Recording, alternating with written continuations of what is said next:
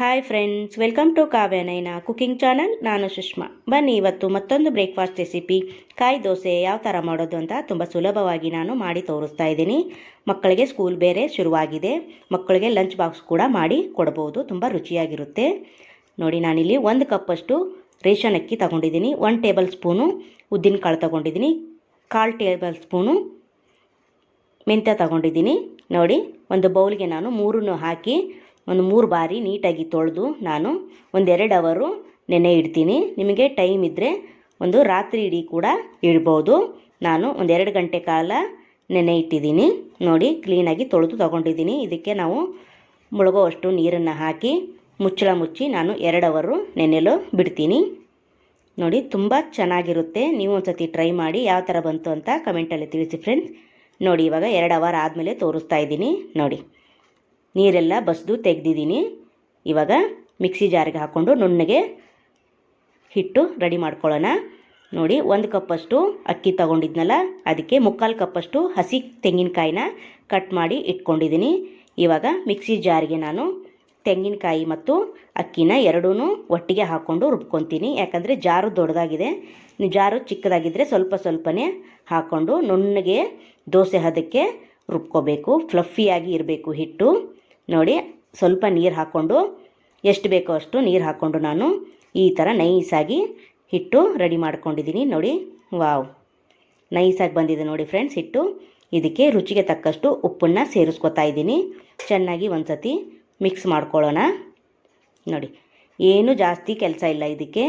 ಬರೀ ಉದ್ದಿನಕಾಳು 1 table spoon, ಮೆಂತ್ಯ 1/4 ಟೇಬಲ್ ಸ್ಪೂನು, ಹಾಗೆ ಅಕ್ಕಿ ಒಂದು ನೆನೆ ಇಟ್ಟರೆ ಆಯಿತು. ಕಾಯಿ ಹಾಕಿ ರುಬ್ಬಿ ಹಿಟ್ಟು ರೆಡಿಯಾಗಿ ಹೋಯಿತು. ತುಂಬ ಕ್ವಿಕ್ಕಾಗಿ ಈಸಿಯಾಗಿ ಮಾಡ್ಕೋಬೋದು ಫ್ರೆಂಡ್ಸ್. ನೀವು ಒಂದು ಸತಿ ಟ್ರೈ ಮಾಡಿ, ನಿಮ್ಮ ಫ್ಯಾಮಿಲಿ ಫ್ರೆಂಡ್ಸಿಗೆಲ್ಲ ಶೇರ್ ಮಾಡಿ ಫ್ರೆಂಡ್ಸ್.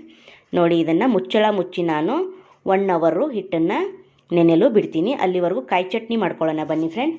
1 ಕಪ್ಪು ಹಸಿ ಕಾಯಿ ತೊಗೊಂಡಿದ್ದೀನಿ, ಸ್ವಲ್ಪ ಹಸಿ ಮೆಣಸಿನ್ಕಾಯಿ, ಖಾರಕ್ಕೆ ಎಷ್ಟು ಬೇಕೋ ಅಷ್ಟು ನೋಡ್ಕೊಂಡು ತೊಗೊಳ್ಳಿ. ಬೆಳ್ಳುಳ್ಳಿ ತಗೊಂಡಿದ್ದೀನಿ, ಶುಂಠಿ ತಗೊಂಡಿದ್ದೀನಿ, ಹಾಗೆ ಕರಿಬೇವು, ಕೊತ್ತಂಬರಿ, ಪುದೀನ, ಕಡಲೆಪಪ್ಪು 1 ಟೇಬಲ್ ಸ್ಪೂನ್ ತಗೊಂಡಿದ್ದೀನಿ. ಎಲ್ಲವನ್ನು ಮಿಕ್ಸಿ ಜಾರಿಗೆ ಹಾಕ್ಕೊಂಡು ನಾನು ನುಣ್ಣಗೆ ಪೇಸ್ಟ್ ಥರ ಚಟ್ನಿನ ರುಬ್ಕೊಂಬರ್ತೀನಿ.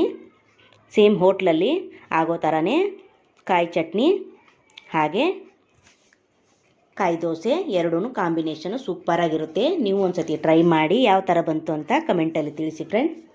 ನೋಡಿ, ನುಣ್ಣಗೆ ನಾನು ಈ ಥರ ರುಬ್ಕೊಂಬಂದಿದ್ದೀನಿ. ನೋಡಿ, ಸೂಪರ್ ಅಲ್ವಾ? ಈ ಚಟ್ನಿಗೆ ಒಂದು ಕ್ವಿಕ್ಕಾಗಿ ಒಗ್ಗರಣೆ ಮಾಡ್ಕೊಳ್ಳೋಣ ಫ್ರೆಂಡ್ಸ್. ನೋಡಿ, ಇದನ್ನು ಒಂದು ಬೌಲ್ಗೆ ತೆಗಿತೀನಿ ಚಟ್ನಿನ. ಇವಾಗ ಒಂದು ಒಗ್ಗರಣೆ ಮಾಡ್ಕೊತೀನಿ. ಚಿಕ್ಕ ಬಾಣಲಿ ಇಟ್ಕೊಂಡು ಅದಕ್ಕೆ 1 ಟೇಬಲ್ ಸ್ಪೂನು ಎಣ್ಣೆ ಹಾಕ್ಕೊಂಡು ಉದ್ದಿನಬೇಳೆ, ಕಡಲೆಬೇಳೆ, ಹಾಗೆ ಜೀರಿಗೆ, ಬ್ಯಾಡಗಿ ಮೆಣಸಿನ್ಕಾಯಿ, 1 ಟೇಬಲ್ ಸ್ಪೂನು ಉದ್ದಿನಬೇಳೆ, ಕಡಲೆಬೇಳೆ ಹಾಕೋತಾ ಇದ್ದೀನಿ, ಹಾಗೆ ಒಂದು ಬ್ಯಾಡಗಿ ಜೀರಿಗೆ. ನೋಡಿ, ಇಷ್ಟು ಹಾಕ್ಕೊಂಡು ಫ್ರೈ ಆಗಿದೆ. ಇವಾಗ ಚಟ್ನಿಗೆ ಹಾಕ್ಕೊಂಬಿಡೋಣ. ನೋಡಿ, ಹಾಕ್ಕೊಂಡು ಚೆನ್ನಾಗಿ ಮಿಕ್ಸ್ ಮಾಡಿಕೊಂಡು ಸೈಡಲ್ಲಿ ಎತ್ತಿಟ್ಕೊಳ್ಳೋಣ. ಇವಾಗ ಹಿಟ್ಟನ್ನು ನೋಡೋಣ ಬನ್ನಿ. ಚೆನ್ನಾಗಿ ನೆನೆದಿದೆ. 1 ಅವರ್ ಆದಮೇಲೆ ತೋರಿಸ್ತಾ ಇದ್ದೀನಿ. ನೋಡಿ, ನಿಮಗೆ ಗಟ್ಟಿ ಅನಿಸಿದ್ರೆ ಇನ್ನೊಂದು ಸ್ವಲ್ಪ ನೀರು ಹಾಕೋಬೋದು, ಆದರೆ ಜಾಸ್ತಿ ತೆಳು ಮಾಡ್ಕೋಬೇಡಿ, ಚೆನ್ನಾಗಿ ಬರಲ್ಲ. ತವಾ ಹಂಚು ನೋಡಿ ಕಾದಿದೆ. ಈಗ ದೋಸೆನ ಹಾಕೋತಾ ಇದ್ದೀನಿ, ಒಂದೊಂದು ಸೌಟಷ್ಟು.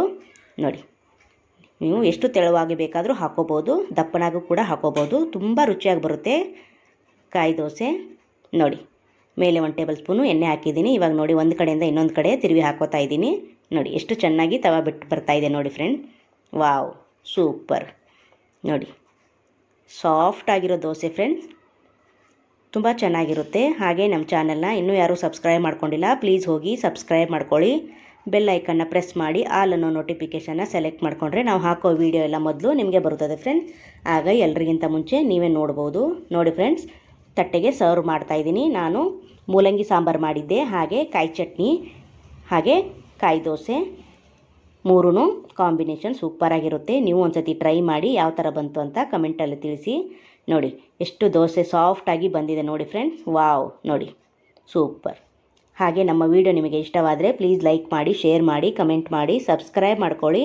ನಮ್ಮ ವಿಡಿಯೋ ನೋಡಿದ್ದಕ್ಕಾಗಿ ನಿಮ್ಮೆಲ್ಲರಿಗೂ ಧನ್ಯವಾದಗಳು. Thank you for watching. ನಮಸ್ಕಾರ ಫ್ರೆಂಡ್ಸ್.